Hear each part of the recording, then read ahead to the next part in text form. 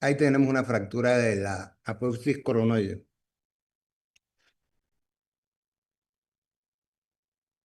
Guadalupe Sánchez, Hola, ¿cómo estás? bien. Guadalupe, ¿qué estructura se inserta en la apófisis coronoide? Eh, el tendón del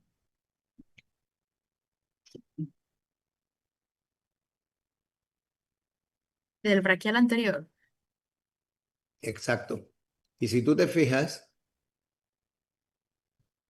el tendón en realidad se inserta un poquito más acá. O sea, él no se inserta en la punta, exacto.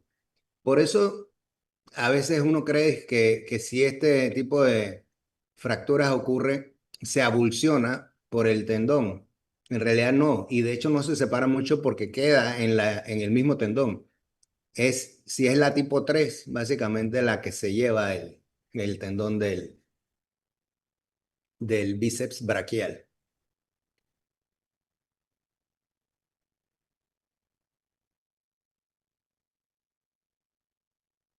Y Belis,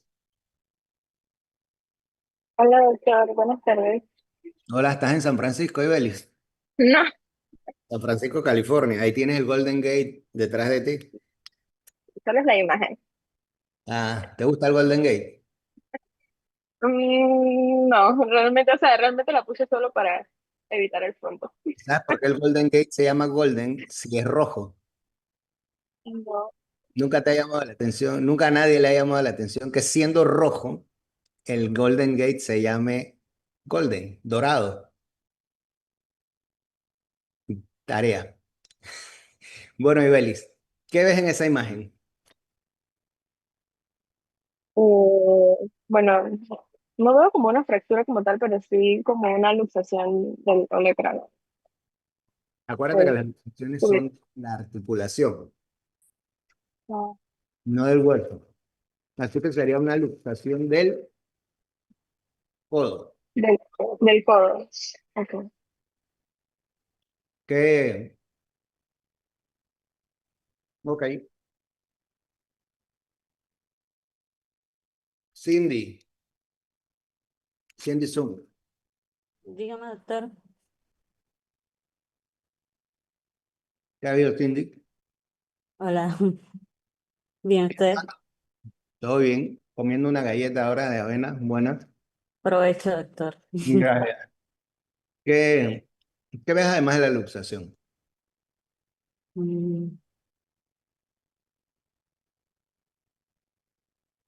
Una fractura Ujú. ¿De qué?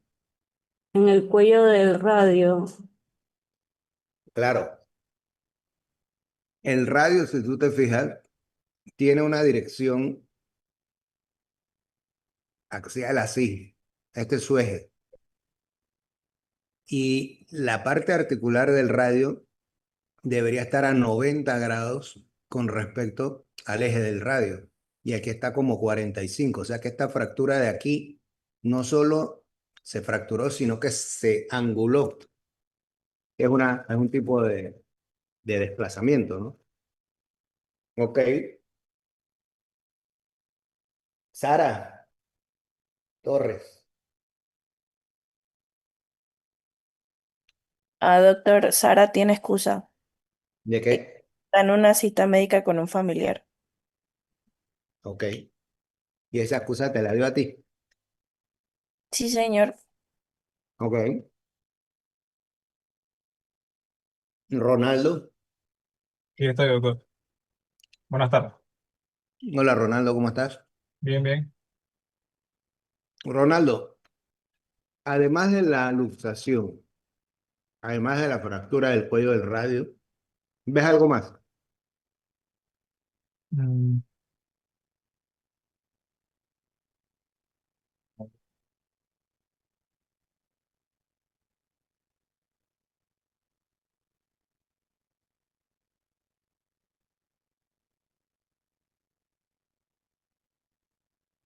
Yo diría que no. O Ok. sea, veo hay Fíjate, una, ¿qué es esto?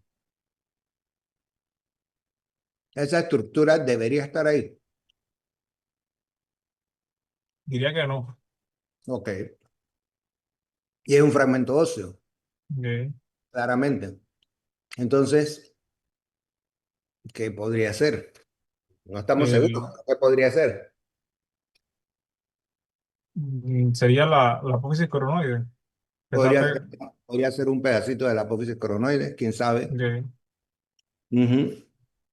Pero ya sabemos que está ahí.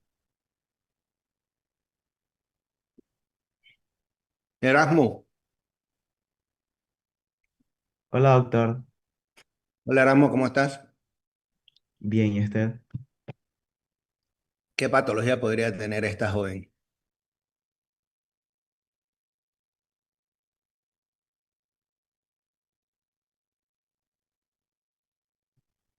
No Podría, le veo dec- nada raro. podría decirle que no le veo absolutamente nada malo, ¿no? Sí, exacto. Y yo coincido contigo, o sea, no puedo estar más convencido de eso. Sin embargo, no dije qué patología tiene, dije qué patología podría tener. ¿Alguien sabe? Erika, ¿tú tienes ganas de decir algo, eh? Pero ortopédica, porque Ok, Diego, ¿qué le ves que sea, que no sea ortopédico? no sé, tendría que tomarle la presión y tomarle su perfil lipídico, etcétera, para saber si tiene algo, pero así a simple vista yo no puedo decir nada. Ajá, pero yo digo que podría, pero no, tú tienes que tener, acuérdate que esto es pistas. La medicina, la práctica de la medicina está basada en hacer diagnósticos con las pistas que te dan. Bueno, por la posición en la que está sus rodillas, no, Definitivamente, las rodillas podrían tener un problema porque están en en hiperflexión. flexión al 100%. También Ujú. puede tener como escoliosis, yo no sé si la veo como girada. Bueno, para ver, Doctor, dime. esa es María Sharapova, puede tener codetenista. Evidentemente, Liz, estamos hablando de codo. Estamos en la clase de ortopedia. ¿Qué pista puede tener este? O sea, escoliosis, Diego. La escoliosis primero para verla tienes que verla de espalda directo, no lateral, ¿no? Entonces, si identificas a ella como María Sharapova y estamos hablando de codo, pues podemos hablar de... ¿Qué Codo hace? del tenista. Claro, Epicondilitis todo el lateral. tenista, María El gol Sharapova ha tenista. sido una tremenda tenista, entonces vamos a hablar de cuál tenista. Esta es una forma de introducir a la patología, nada más. ¿Qué es el codo de tenista? A ver, ¿quién me respondió de último? Ronaldo. ¿Erasmo respondió? ¿O ya le pregunté? Sí, ya me preguntó. Sí. Michelle Valdés. Aquí, doctor. ¿Dónde, Michelle? Que no te veo. Aquí. Ok, eso. Michelle, tú has oído hablar del codo de tenista, ¿verdad? Ujú. Ok. Yo he tenido un montón de pacientes con codo de tenista. Y yo te podría decir que probablemente no creo que llegue al 10% los que realmente han jugado tenis. La gente se lastima esto con miles de formas que no son jugando tenis. ¿Y qué sucede en el codo de tenista? El codo de tenista es una inflamación, una lesión en el extensor carpi radialis brevis, que está aquí, es este, Ujú. y es el responsable de extender la muñeca, Ujú. ¿verdad?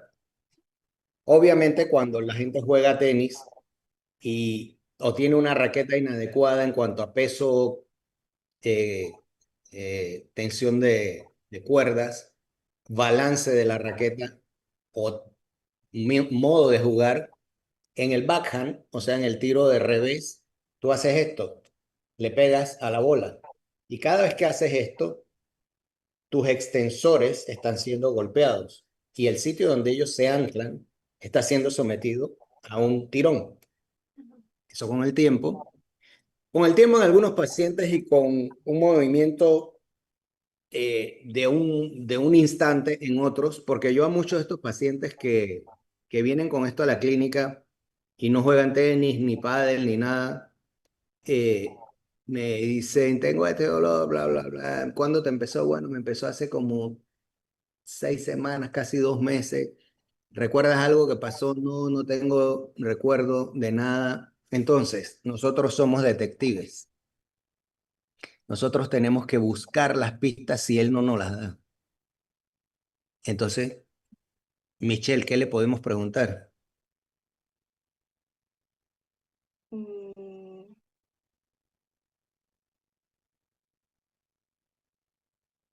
Si te das cuenta, su ocupación. sí, puede ser. Pero si te das cuenta, lo que necesitamos saber es si la persona ha hecho este movimiento de extender la muñeca con fuerza. Así que yo les pregunto a muchos de ellos, ¿ustedes alrededor de esa época viajaron? Sí, doctor, un par de semanas antes habíamos viajado, fuimos a Europa o a donde sea. Yo le digo, y cargaron maletas pesadas. Sí, claro, es que fui con mi esposa y mi esposa pues carga, mete todo lo que pueda en la maleta y yo tengo que cargarlas, no ella. Así es que, bueno, gaje del oficio. Okay. Ustedes han visto las maletas dando vuelta en el carrusel, cuando uno llega al aeropuerto y las tiene que retirar. Ellas están dando vuelta, hay 40 personas esperando las maletas, tú te tienes que meter entre medio de ellas cuando ves la tuya, agarrarla que está en una posición toda por allá abajo, la maniveta, la agarras y la levantas y la sacas y la pones en el piso al lado tuyo con cuidado de no golpear al que está del lado de allá. La mayoría de la gente por posición, porque el carrusel viene de izquierda a derecha, la agarra con la mano izquierda.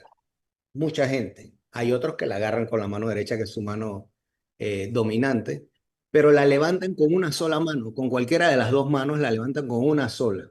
Y si tú haces un movimiento de extensión contra resistencia, o sea, levantando un peso grande, las probabilidades que te lesiones el origen de de los músculos es alta.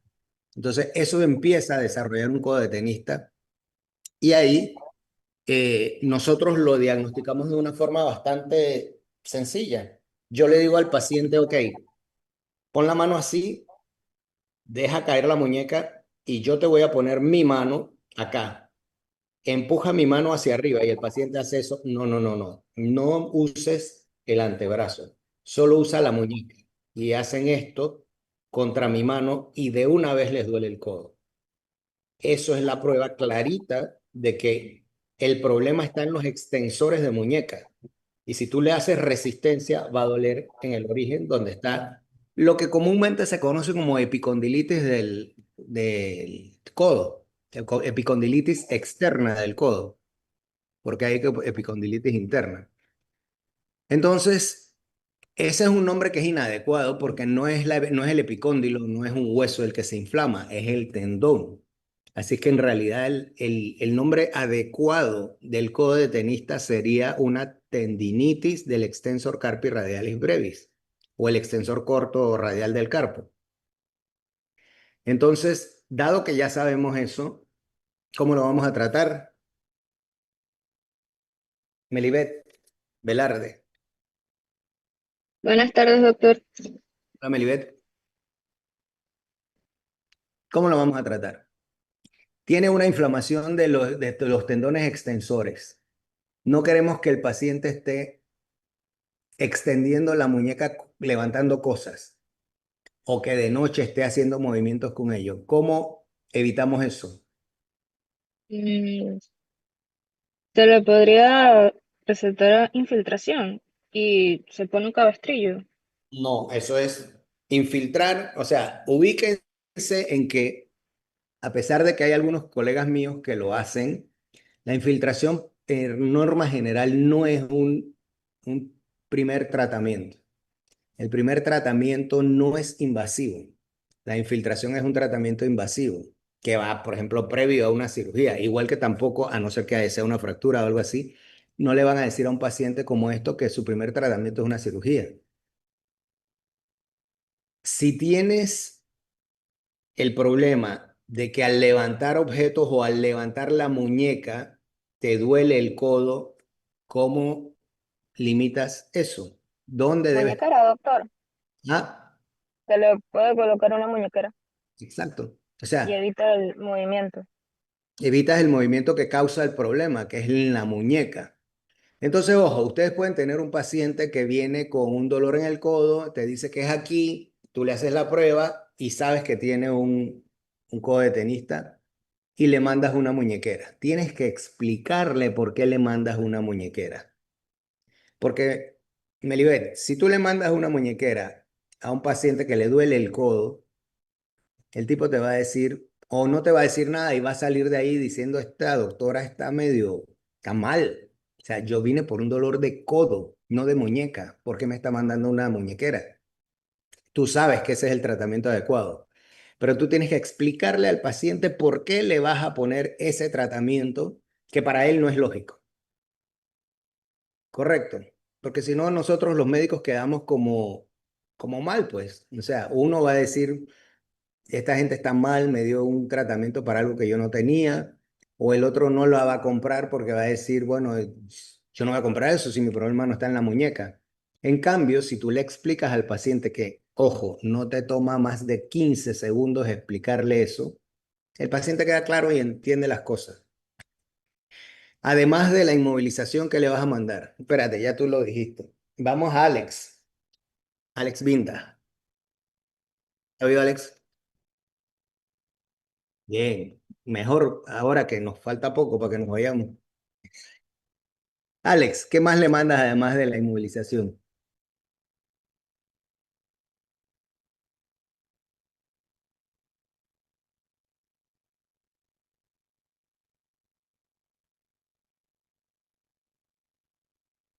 Perfecto. Juan Pablo, Doctor, aquí, una doctor. pregunta. Dime. El tema de la infiltración, ¿eso solamente como algo paliativo en el momento del dolor, si está haciendo algún deporte o en qué No, momentos al yo contrario. prefiero? Al contrario, si tú le haces la infiltración porque quieres que esté sin dolor para hacer el deporte, le estás haciendo un daño. Porque él va a tener un alivio del dolor, pero la lesión la tiene ahí. Y si hace deporte así, va a lastimarse. Entonces, Do- para practicar deporte hay otras inmovilizaciones que se pueden poner aquí, que hay una imagen más adelante que te la puedo mostrar. ¿Y en qué caso sería como ideal o sería bueno hacer el tema de la infiltración? ¿O eso El no debería paciente, hacerse? sí, sí se puede hacer. Si el paciente tiene, le das los antiinflamatorios, le pones la muñequera, le dices que use calor en el área, faltaba lo otro que son los ejercicios. Si el problema es en los extensores y tú quieres hacer unos ejercicios de estiramiento de los extensores, tú le dices al paciente que extienda el codo y que haga esto pasivamente con su otra mano. Cuando yo hago esto, mi extensor carpi radialis brevis está siendo tensionado. Esa tensión ayuda a bajar la inflamación también. Entonces, ¿qué es lo que hago? Le digo, ponte calor para que se caliente el área primero, sostén flexión pasiva con la otra mano por 30 segundos, descansa por 30 segundos, repítelo 5 veces y luego hazte un masaje con hielo ahí. Y luego te pones la muñequera. Haz eso 2 o 3 veces al día y venme a ver en 3 semanas. Vino en 3 semanas y me dice, estoy igual. Yo le digo, bueno, qué raro, pero ese es el paciente que podrías requerir infiltrar. La mayoría te va a decir, estoy bastante mejor. Y yo le digo, ok, vamos por el camino correcto, pero no hay que infiltrarte porque vamos con el camino correcto, pero necesitamos más tiempo. Que hagas esto, que hagas lo otro, que no juegues. Y si vas a jugar, lo cual va a atrasar tu recuperación, debes usar esto. Esto lo que hace es que hace una compresión de los músculos ahí, sus tendones. Y cuando tú haces el movimiento de extensión de muñeca, la presión que le pone a esto genera como si fuera su origen. En vez de tensar en su origen verdadero. Entonces, eso ayuda, pero solo en el caso de que el paciente necesite hacer una actividad con su muñeca. Todos los otros son ejercicios que se hacen también. Doctor, una consulta Ujú. con respecto a la parte de la infiltración. O sea, en el caso de los pacientes que, por lo menos a mí me infiltraron, ¿cuánto tiempo hubiese sido como lo prudente eh, para empezar a como a volver a hacer las actividades? Por lo Te menos en el deporte infiltraron que el es de codo. raqueta, pues. Te infiltraron el codo. Sí, doctor. Ok. ¿Tú fuiste al médico y te dio algún tratamiento previo a la infiltración? Negativo. Ok, ahí hay un problema, ¿no? Porque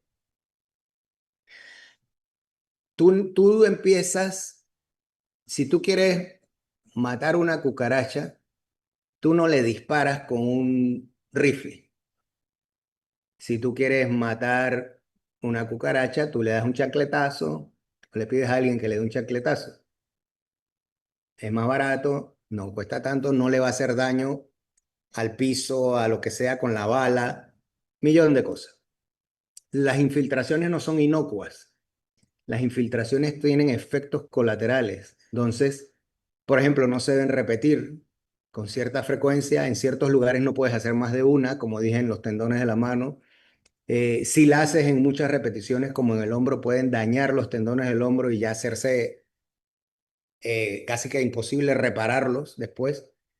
Entonces, lo correcto es hacer lo que te dije como primera instancia. Y luego, si en vez de haber mejorado un 70%, mejoró un 30%, que es una mejoría importante, pero no tan significativa, en ese caso puedes infiltrar para conseguir que baje más. Si tú infiltras a la primera, las probabilidades son que no te va a durar tanto y que va a volver, porque no lograste bajar la inflamación paulatinamente, sino que hiciste eso y lo diste además como un tratamiento definitivo. Dijiste, te infiltro, se te va a aliviar, tú te vas, se te alivia por unas semanas. Si nadie te dice que hagas los ejercicios o que hagas lo adecuado, te va a volver. Entonces, si has hecho todo adecuadamente, si has hecho los ejercicios y te ha disminuido un 30%, se te infiltra, mejora, tienes que seguir haciendo los ejercicios, pero no puedes volver a jugar, por ejemplo, raqueta, deporte de raqueta. Yo te diría que por lo menos 3 semanas más mientras estás haciendo los ejercicios, por lo menos. Y requeriría una evaluación a esas 3 semanas para ver si te doy el permiso para ir a jugar. ¿Qué juegas tú?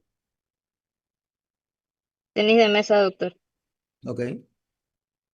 Evidentemente, lo habíamos hablado.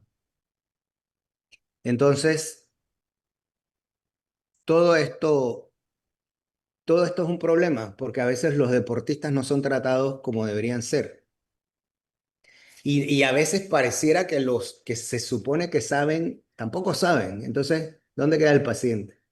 Yo tengo un pacientito que lo he visto varias veces. Eh, Vanish es el apellido.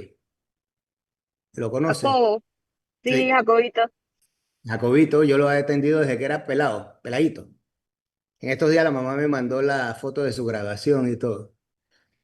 Y él estaba en Pandeportes, una cosa así, como estaba compitiendo también internacionalmente y tenía un problema en el hombro y no estaba solucionándose. Y a la mamá le dijeron, la mamá es Maide, fan mía, quiere que yo lo vea por todo. Le dijeron, no puede verlo nadie más, tiene que verlo alguien de Pandeportes y tiene que seguir las indicaciones de aquí. Y ella un buen día después que vio que las cosas no mejoraban, dijo, a mí me importa un pito lo que digan, yo lo voy a llevar donde el doctor Saldaña. Así que me lo trajo a la clínica y yo lo vi. Hablamos mucho de qué estaba haciendo, qué había hecho, qué pasó, qué. Tú determinas cuál es realmente su problema, porque no es que le duela el hombro y es un diagnóstico global, dolor de hombro. No, tú tienes que ver exactamente qué es lo que está pasando y ustedes en la mecánica de juego, tiene uno que saber en qué consiste la mecánica de juego para saber qué está pasando.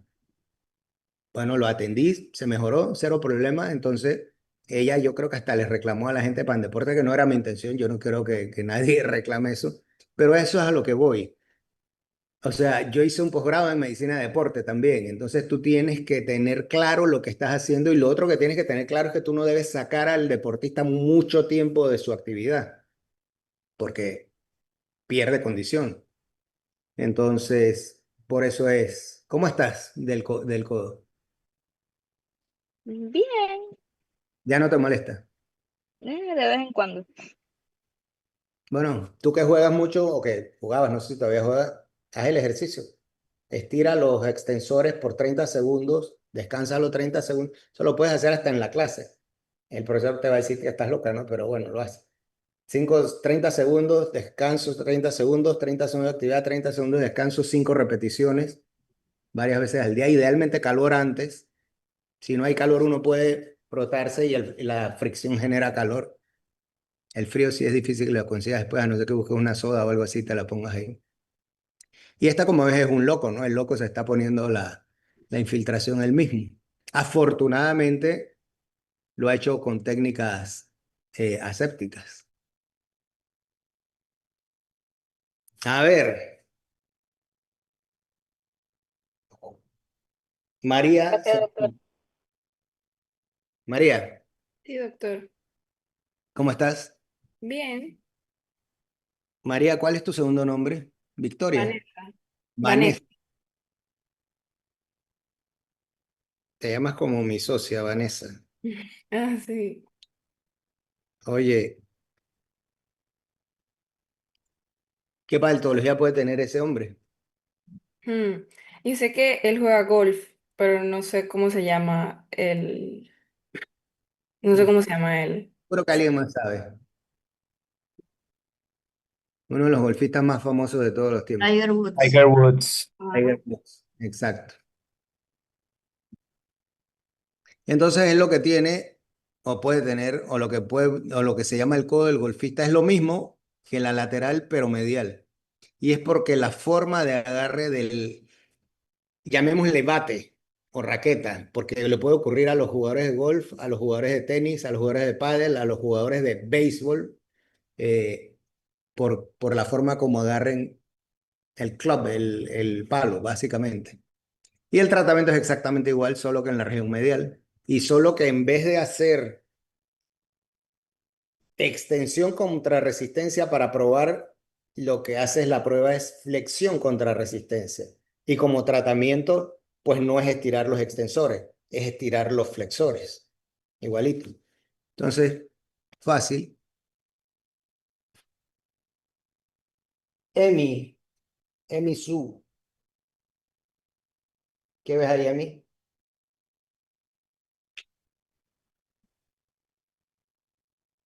¿O no está Emi? Emi no está. Erika, ¿tiene permiso? Sí, Es que es mi llamar y no te oigo como entrecortada. ¿Qué dijiste? déjenme te lo chateo. Ok. A ver, ¿quién me dice que ve ahí?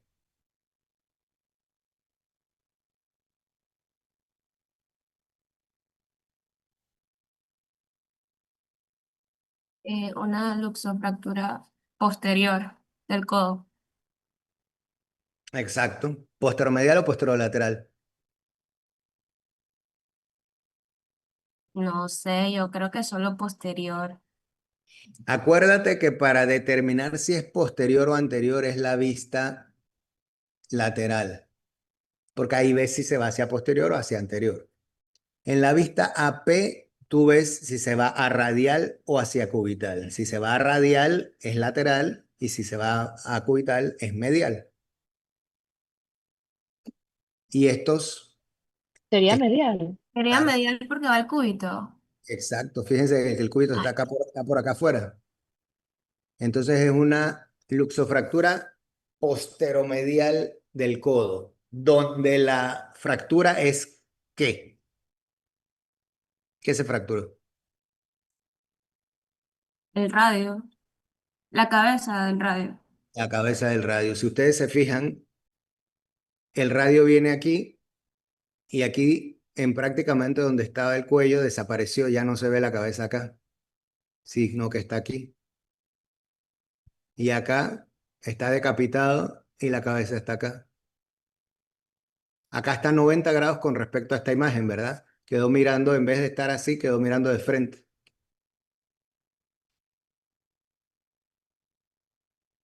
Preguntas.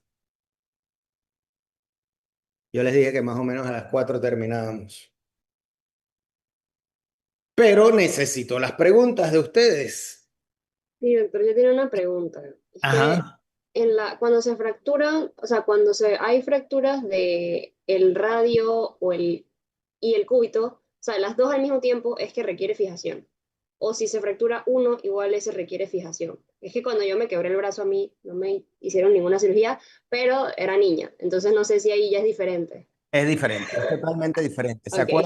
Se acuerdan que yo les dije que los niños tienen una diferencia significativa con los adultos, que hacía que las fracturas muchas veces no se desplazaran y que si uno las reduce, una vez que se han desplazado, se quedan reducidas, a diferencia del adulto que se desplazan? Ámbar, ¿qué era la diferencia? Creo que usted mencionó que era no, algo de la laxitud pero es que no me acuerdo bien. No tiene que ver con la misma estructura del hueso. Hay algo que hace que no se desplacen fácilmente o hay algo que hace que si yo lo coloco de vuelta en su Ah, sitio, no se tenía desplaza. que ver con el periósteo, que era Claro, diferente. el grosor del periósteo. Sí, sí. Es bien infrecuente que nosotros tengamos que operar una fractura de radio o de cúbito o de radio cúbito en niños, porque casi siempre se fracturan y se angulan o se desplazan así y tú lo que haces es que la enganchas y con que la enganches se pegan fácilmente y no se desplazan fácilmente. Ahora, si están muy desplazados, pues hay que ponerles a veces un clavito intramedular o unos clavos de Kirchner. Pero la razón por la que no te operaron es porque no tenías indicación para cirugía. Yo mencioné aquí todo lo que hablé de radio y cúbito se refiere a adultos. La parte de niños la ven en ortopedia infantil. Bueno, doctor, y otra pregunta, ya aunado a esa pregunta que me surgió ahorita. Más o menos a qué edad diríamos que ya el periósteo pierde esa capacidad, o eso ya, por ejemplo, no sé, si alrededor de los 15 12 más antes, no sé. Por ahí. Sí. Mientras más chiquito es el niño, más grande es y menos necesidad de cirugía tiene. Ya cuando se acerca a los 12, 13, 14, esa es la etapa de transición. Ya a los 15, 16 y 17 casi se empieza a comportar como un adulto. Ok. Si es un niño de 5 años, pues generalmente no requiere eso. Hola, doctor, una consultita. Yo quería saber, en caso, digamos, de una fractura, si llega a haber lesión vascular o nerviosa, ¿cómo yo hago como para evaluar eso? Y si llega a haber algún tipo de lesión en esos aspectos, ¿qué cambiaría en el manejo? ¿O qué se Bueno, haría primero? sí, bueno, eso es súper interesante y súper importante porque dentro de la evaluación de la extremidad, cuando tienes un paciente con trauma, está la evaluación neurovascular. Entonces, tú evalúas su sensibilidad, su motor, su capacidad de mover, pero evalúas también su circulación. Entonces, ¿cómo la evalúas? Lo más grande son los pulsos. O sea, si tienes en la muñeca la arteria radial y la arteria cubital, pues puedes palparla. Palpas aquí y sientes el pulso radial. Palpas acá y sientes el pulso cubital. Pero ojo, hay lesiones en las que todavía hay pulso y ya hay algún tipo de lesión. Así es que el método más fidedigno en realidad para miembros superiores es el llenado capilar. Tú le presionas la uña y se pone blanca y el rojo, el rosado, el rojo, debe volver antes de 2 segundos. Si tienes un llenado capilar normal que está antes de los 2 segundos, generalmente estás bien. Pero la lesión, si la fractura está en el área de una arteria importante, hay que evaluarlo, hay que darle seguimiento cercano, ¿no? Una de las cosas importantes en personas que tienen una fractura y que tú la reduces es que en términos generales no le pongas un yeso inmediatamente. ¿Por qué? Porque el yeso es constrictivo, el yeso es rígido. Y si se está edematizando, como no se va a edematizar, lo que va a hacer es que va a aumentar la presión en el compartimento adentro. Y eso puede generar lo que se llama un síndrome compartimental, que eso lo vamos a dar en otra clase.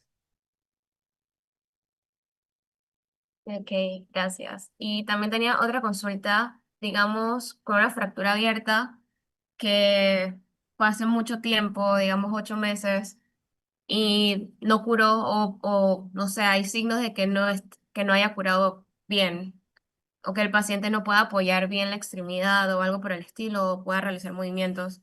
En ese caso, ¿cómo se abordaría? O sea, ¿se sospecharía osteomielitis, se haría una biopsia o simplemente como que se volvería a ver si, o O si sea, se... Eso, no entiendo.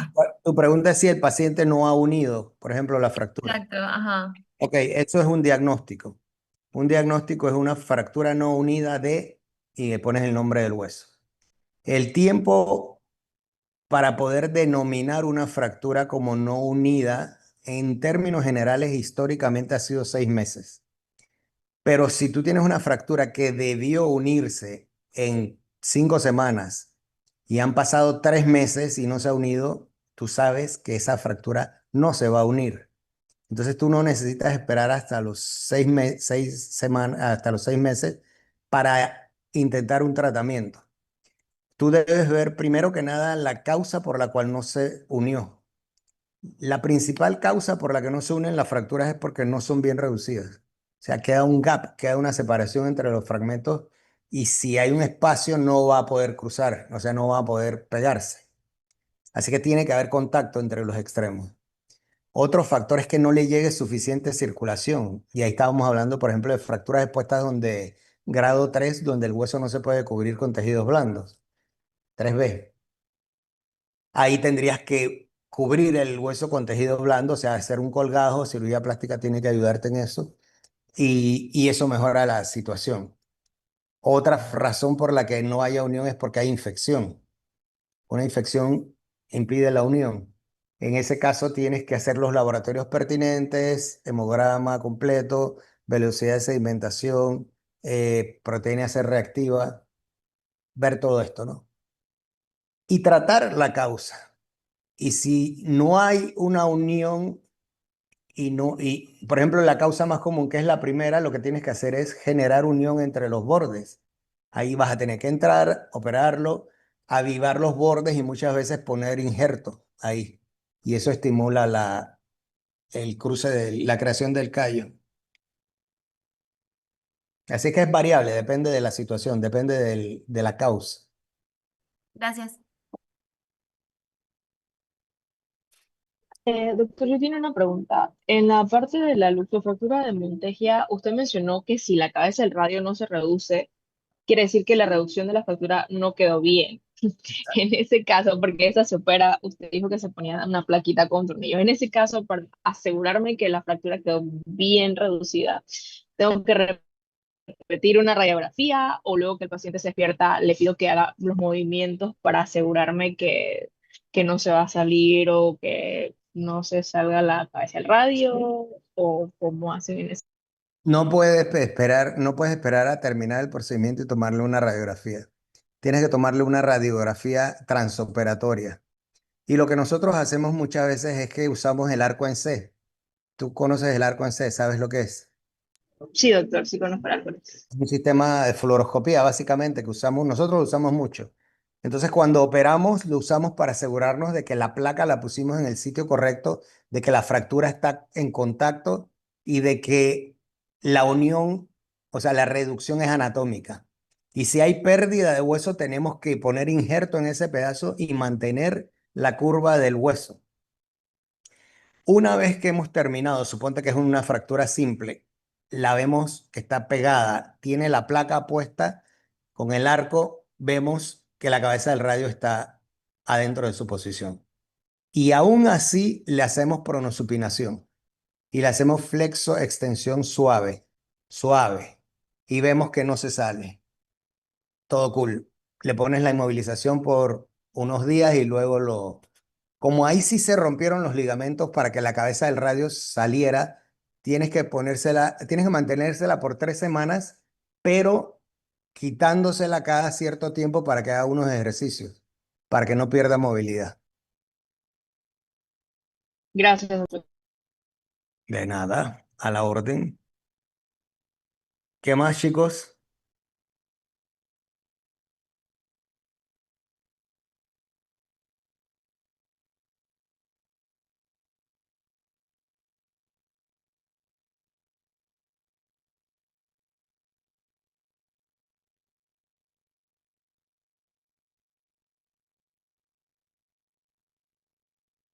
Ok, déjame ver si la imagen todavía está por aquí. Ya no estoy compartiendo, ¿o sí? Sí, doctor, sí está como... Ok, en esta imagen.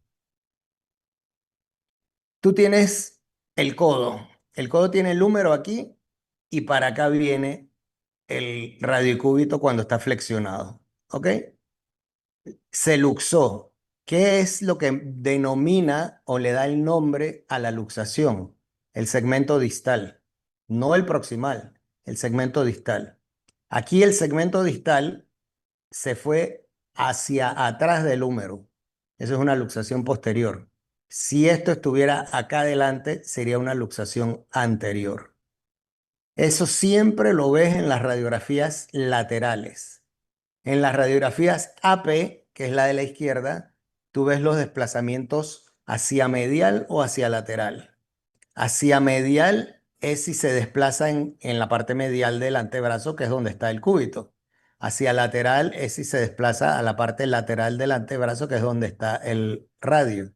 Entonces, en esta imagen, este segmento, el segmento distal, se movió hacia acá. O sea, se movió hacia el cúbito, hacia la región del cúbito o hacia la región lateral. ¿Quedó claro?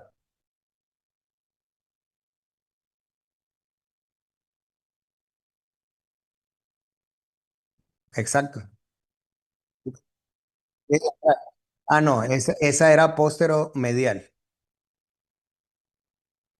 Claro.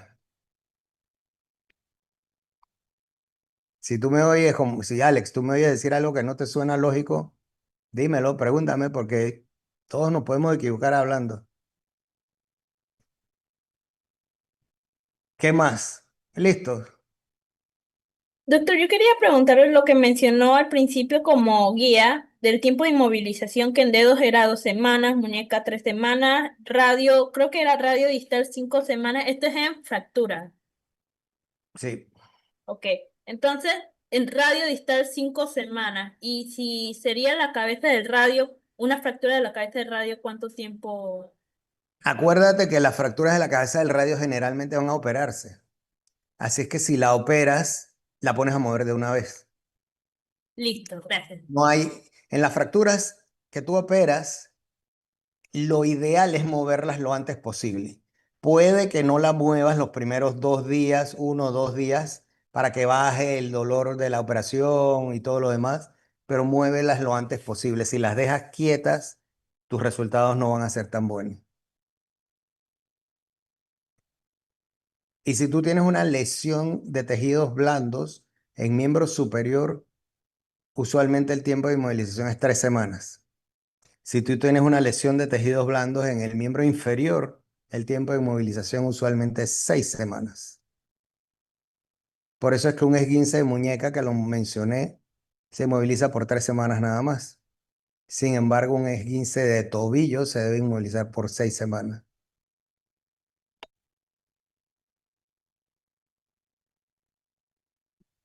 Bueno, siendo las 4:30, nos vamos. Doctor, ¿me escucha? Te escucho. ¿Hay algún problema que el parcial del 29 de agosto sea a las 8 p.m.? Esa es la hora como que la mayoría puede. Eso es un viernes, Ajá, es el próximo día. el próximo viernes. 8 de la noche de un viernes, ustedes quieren hacer examen. ¿Qué le digo?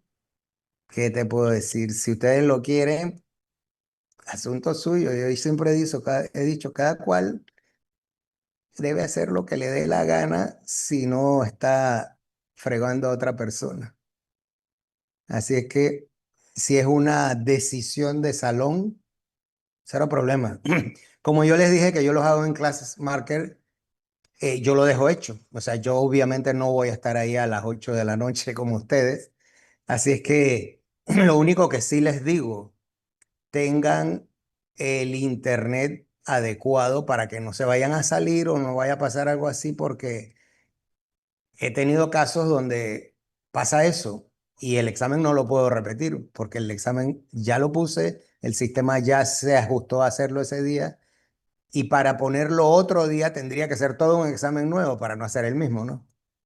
Entonces, hagan énfasis en estar en un lugar con buena señal.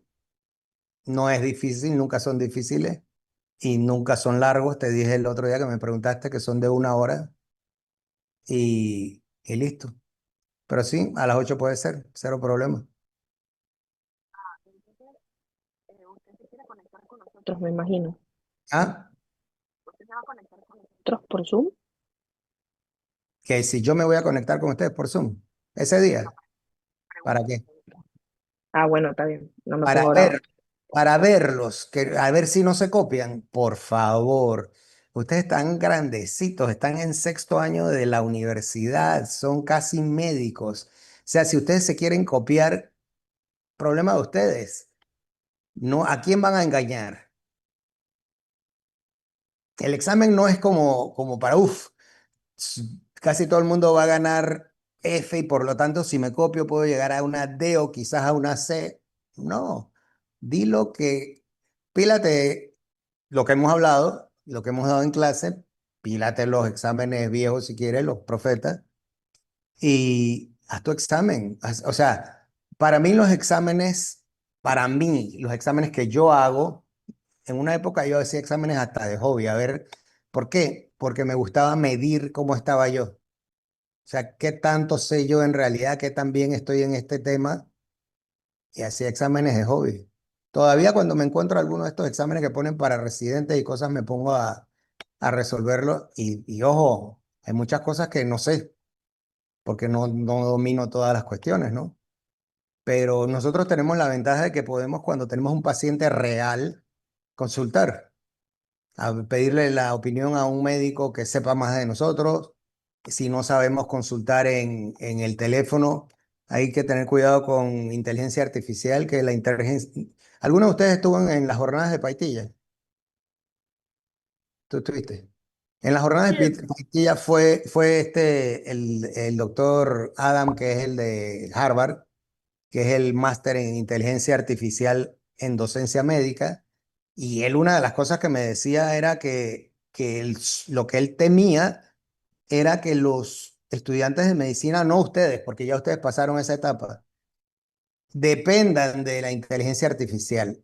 Y él me decía, la inteligencia artificial obtiene la información de las nubes, o sea, de lo que hay en el espacio de virtual.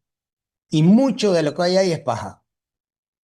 Entonces, te puede dar una respuesta inadecuada. Así es que hay que basarse más en lo que uno tiene como criterio y lo que uno tiene como análisis y lo que uno tiene como un compañero que sabe más o un profesor que sabe más para tratar a un paciente. Entonces, la práctica de la medicina se trata de eso. Uno puede inclusive copiarse en la práctica de la medicina, porque tú le preguntas a alguien que sabe más. Eso no está mal. Eso de hecho es lo adecuado. Está perfecto. Los exámenes de ustedes deberían ser a veces como, como por ejemplo con uno, dos o tres o cuatro o cinco libros abiertos que pudiesen buscar la información a la hora de la pregunta que le hacen. No que alguien les dé la respuesta como ChatGPT o algo así, sino que ustedes tengan que buscar y encontrar. O sea, es la labor detectivesca que digo yo. Busca pistas, consigue las pistas y encuentra el culpable. Entonces, yo no me pongo a verlos a ustedes por Zoom. Qué pereza. O sea, y encima, por eso es que tú me preguntas de que si yo tengo algún problema con que sea el viernes a las 8, ¿ah? Claro que no tengo ningún problema, si eso son ustedes y el examen. Yo el viernes a las 8 no sé qué voy a estar haciendo, pero no voy a estar viéndolos a ustedes hacer un examen, qué pereza. Así es que tranquila con eso. Viernes a las 8, tranquila. Yo los seteo para que sea a esa hora y ya.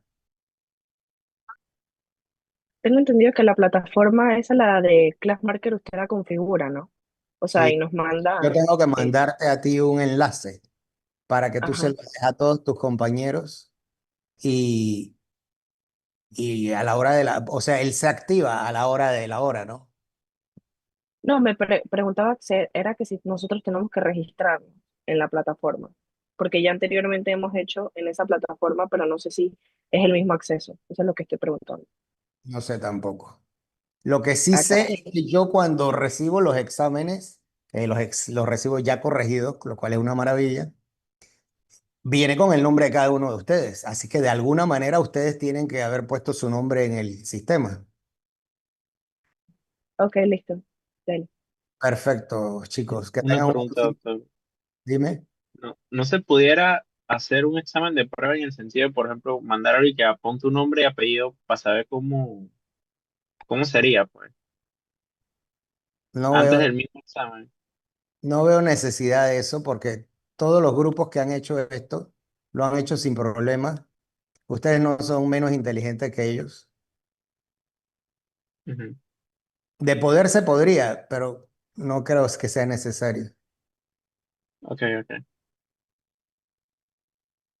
Nada más, nos vemos, quizás nos veamos el miércoles, aunque el miércoles le tocaría la clase que era del viernes de Natalie.